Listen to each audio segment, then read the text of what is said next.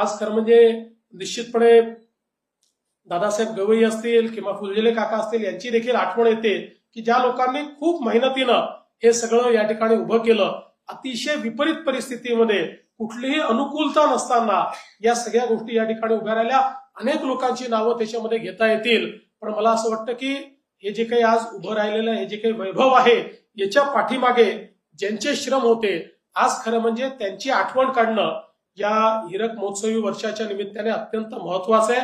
कारण अशा प्रकारचा कुठलाही समारोह हा मागे वळून पाहायचं, सिंहावलोकन करायचं, जिथपर्यंत आपण आलो आहे त्याबाबत समाधान व्यक्त करायचं आणि त्याहीपेक्षा पलीकडे आपल्याला जायचं आहे, अशा प्रकारची त्या ठिकाणी एक संकल्पना मनाशी धरायची. याकरता हा कार्यक्रम निश्चितपणे होत असतो.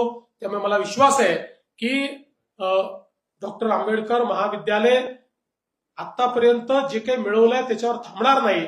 तर हा जो एक एक्सलन्सचा प्रवास आहे, गुणवत्तेचा प्रवास आहे, हा प्रवास असाच विस्तारित होत राहील आणि नवीन शिखरं सातत्याने पादक्रांत करण्याचं काम हे या महाविद्यालयाच्या माध्यमातून होत राहील, हा मला अतिशय मनापासून विश्वास वाटतो.